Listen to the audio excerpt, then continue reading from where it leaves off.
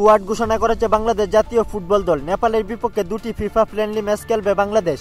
Coach হাবিয়ার Cabrera নির্বাচিত 23 সদস্যের দলে আছেন দেশ সেরা তারকারা। তবে সবাইকে অবাক করে দিয়ে দলে নেই আলোচিত 4 ফুটবলার ফাহমিদুল, হামজা, সুমিত সুম ও কিউবা মিচেল, এবং নতুন কোনো প্রবাসী প্লেয়ারকেও ডাকা হয়নি। কেন নেই এই 4 ফুটবলার এবং নতুন কেউ কেন ডাক পায়নি, সিন্ডিকেট না অন্য কিছু, চলুন জেনে নেওয়া যাক। ফাহমিদুল ও কিউবা মিচেল বর্তমানে ব্যস্ত এএফসি অনূর্ধ্ব 23 এশিয়ান কাপ বাছাই পর্বে, তাই তাদের পাওয়া যাচ্ছে না জাতীয় দলে।